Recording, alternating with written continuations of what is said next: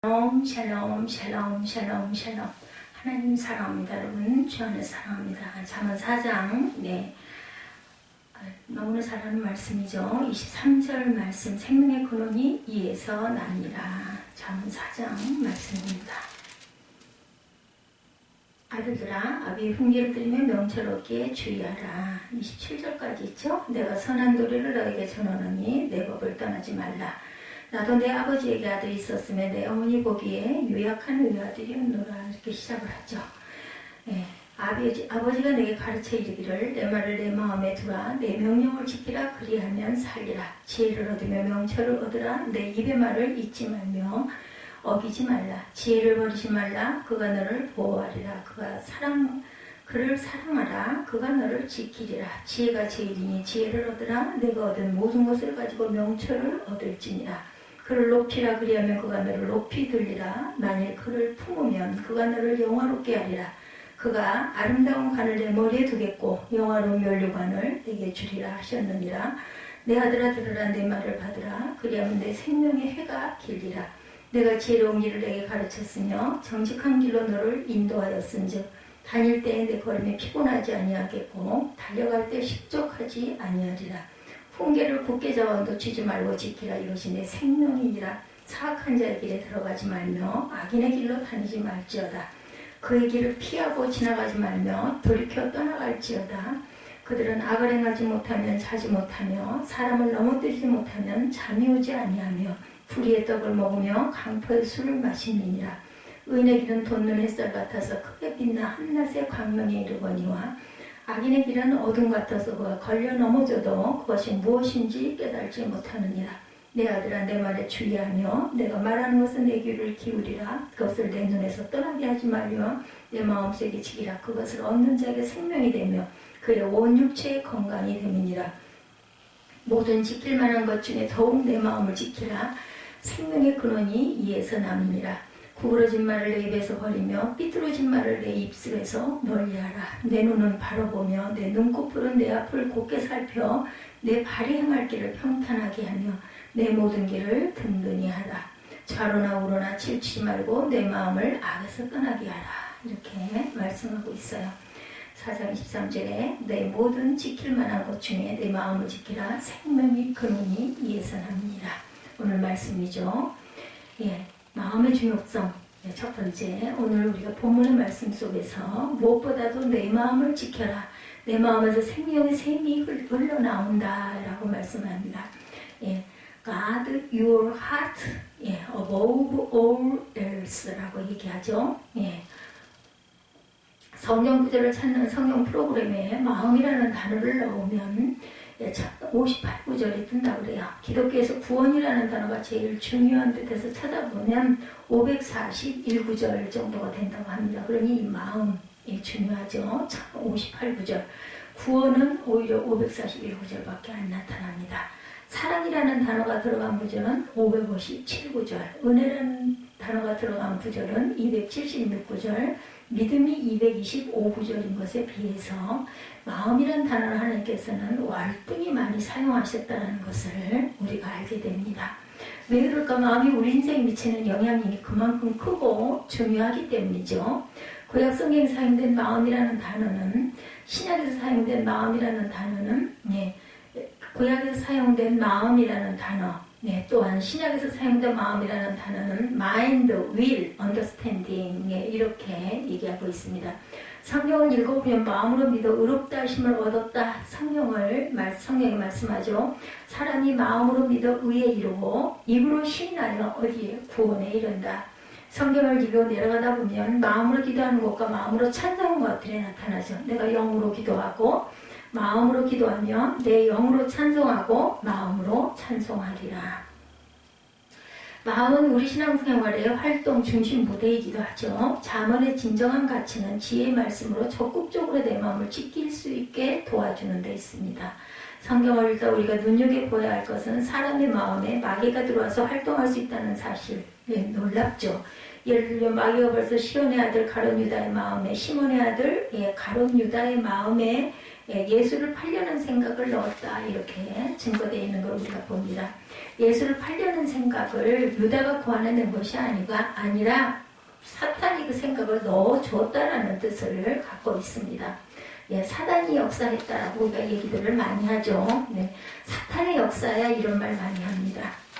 예수를 팔려는 생각을 유다가 구하는 것이 아니고 마귀가 그 생각을 우리 마음밭에 넣어줬다. 근데 우리 마음에 마귀가 들어올 수 있듯이 예수님도 우리 마음에 들어오실 수가 있죠. 요한계시록에서도 기록되어 있습니다. 볼지어다 내가 문 밖에 서서 두드리노니 누구든지 내 음성을 듣고 문을 열면 내가 그에게 들어가 그와 더불어 먹고 그는 나와 더불어 먹으리라. 우리 찬양 많이 하죠. 볼지어다. 찬양 많이 합니다. 마귀와 예수님의 다른 점은 마귀는 우리가 눈치채지 못하는 사이에 몰래 도둑처럼 우리 마음에 들어와 우리의 감정과 눈과 귀를 속여서 활동을 합니다. 그러나 예수께서는 점잖게 문을 두드리고 자유의지로 환영할 때 들어오시죠. 우리가 우리 안에 몰래 들어 활동하는 마귀를 그리스도인들은 두려워하지 않습니다. 왜냐하면 마귀는 우리 안에 몰래 들어 활동을 해는 반드시 하나님의 허락을 미리 받아야 하기 때문이에요. 그래서 하나님의 자녀들은 예수께 가르쳐주신 기도를 드릴 때마다 시험에 들지 않게 해달라 이렇게 기도하죠. 우리를 시험에 들게 마옵시고 다만 악에서 구하옵소서. 나라와 권세와 영광이 아버지께 영원히 있사옵나이다 이렇게 기도합니다. And lead us not into temptation, but deliver us from the evil one. 이렇게 기도하죠. 근데 이 말씀에 보다시피 영어 성경에는 노란색 나라와 권세와 영광이 아버지께 영원히 있사옵나이다가 없습니다. 대부분의 헬라어 사본에 있는데 몇몇 사본에는 이 부분들이 없어요. 영어는 이런 부분이 없는 사본을 번역해서 사용해서 그렇게 된 거죠. 다시 본주제로 들어가 마음을 살펴보면 마음은 신앙활동이 일어나는 중무대일 뿐만 아니라 마귀와 성자 예수님 그리고 성령 하나님께서도 우리 마음에 들어와 역사하신다. 성경은 증거하죠. 그가 또 우리에게 인치시고 보증으로 우리 마음에 성령을 주셨느니라. Set his seal of ownership on us and put his spirit in our hearts as a deposit, granting what is to come. 이렇게 NIV에 기록되어 있습니다. 고린도후서 1장 22절 말씀이죠. 마음은 이처럼 신앙활동의 중순기로 마음으로 믿기도 하고 기도하고 찬양하는 것에 나타납니다. 뿐만 아니라 우리 마음에 마귀가 들어올 수 있고 예수께서도 우리 마음에 들어오실 수 있고 우리 마음은 성령님이 거하시는 장소이기도 하죠. 그래서 내가 누구에게 내 마음의 문을 열어주느냐 하는 것은 너무나 중요합니다. 마귀에게 내 마음의 문을 열어주면 마귀는 내 마음에 들어와서 온갖 지저분하고 더러운 생각을 쏟아놓습니다. 그러한 결과는 이렇게 나타나죠. 마음에서 나오는 것은 악한 생각과 살인과 간음과 음란과 도둑질과 거짓 증거와 비방이니 그래서 우리는 무릇 지킬 만한 것보다 더욱 우리의 마음을 지켜야 한다는 거죠. 우리 마음은 내 신앙의 활동 무대이죠. 누가 내 마음에 들어와 주인 노릇하느냐에 따라서 내 사는 모양새가 달라집니다. 따라서 나의 구원과 신앙의 성장은 내가 어떻게 내 마음을 지키느냐에 달려있다는 거죠. 내 마음을 지킨다는 것은 구체적으로 어떤 의미일까?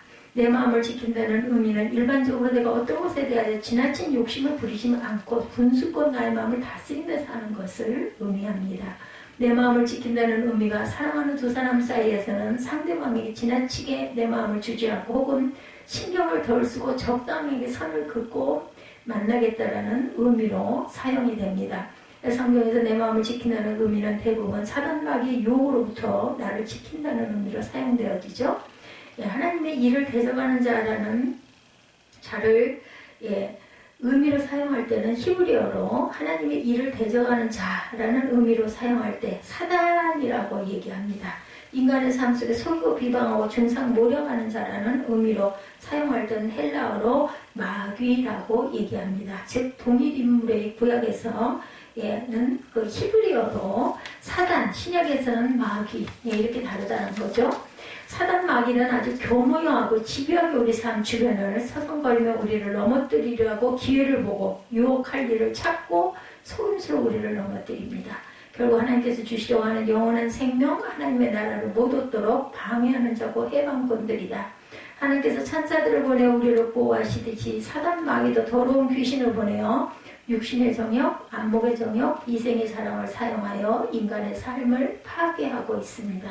이 더러운 귀신은 감히 하나님을 대적할 수 없는 존재이기 때문에 성령 하나님께서 거하시는 우리 마음을 더럽고 지저분하게 만들어 하나님의 거룩한 성령에 거하시기에 부적합한 사람으로 만드는 일에 총력을 기울이죠.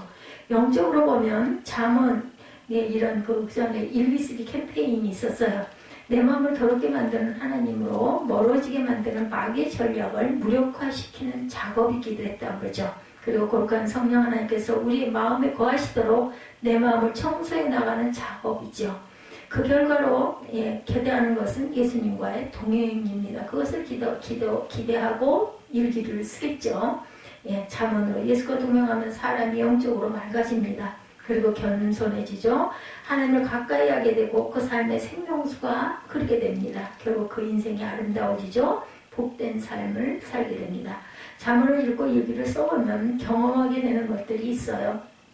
그것은 나의 모습을 정직하게 보게 해줍니다. 그리고 하나님께 나아갈 길과 방향을 제시해 주시죠. 영적 상황이 이러하니 마귀는 어떻게든지 이 캠페인에 저와 여러분이 동참하는 것을 막아야 할 입장이겠죠. 그래서 마음이 뭐가 안 들게 만들고 그것을 트집을 잡아 말씀을 못 읽게 안 읽게 합니다. 주님 안에서 나를 정직하게 볼 수 있는 잠언 일기를 아예 시작조차 하지 못하게 방해하기도 하죠. 감사한 것은 정말 많은 분들이 그런 영적 방해를 뚫고 그런 캠페인에 참여하십니다. 처음에 글을 안 올리시던 분들도 점차 다른 분들의 일기를 읽으면서 도전을 받아가지고 아멘을 올려주고 어떤 분은 이모티콘으로 반응하다가 어느 날인가부터 본인도 짧은 일기를 쓰겠다 쓰셔서 올리시는 분도 계시죠. 혼자 하기 힘든 일을 같이 하니 쉬워집니다. 내 마음 안에서 더럽고 잡다한 것을 내어버리는 작업을 성경의 단어로 표현하면 회개이죠. 예수님이 다시는 이 더럽고 잡다한 것들을 제 마음속에 담지 않도록 도와주세요. 제 마음을 주님의 갈망하고 사랑하고 겸손하고 인자하고 거룩함으로 가득 차게 도와주세요. 이런 고백이죠. 성삼위 하나님을 제 인생의 주인, 제 마음의 주인으로 초대합니다. 이 작은 마음에 오시고 다스려 주세요. 예수님의 이름으로 기도드렸습니다. 이렇게 쓰시면 되죠. 실제로 오가는 카톡방에 들어가 보면 이런 것을 깨닫고 주님께 이런 마음을 구하죠. 이렇게 살기를 원합니다. 그렇다면 실제로 그런 소망처럼 어떻게 살아낼 수가 있을까? 마음에서 생명의 샘이 흘러나오게 해야 되겠죠. 본문의 우리말 성경으로 보면 무엇보다 내 마음을 지켜라. 내 마음에서 생명의 샘이 흘러나온다. God your heart above all else, for it determines the course of your life 하고 말합니다. 에레미야서에도 보면 참으로 나의 백성이 두 가지 악을 저질렀다. 하나는 생수의 근원이 나를 버린 것이고 또 하나는 전혀 물이 고이지 않은 물이 새는 웅덩이를 파서 그것을 샘으로 삼은 것이다. 이렇게 얘기합니다. 이 모든 말씀들을 보면 하나님께 자신을 표현하실 때 생수의 근원이다 이렇게 말씀하죠.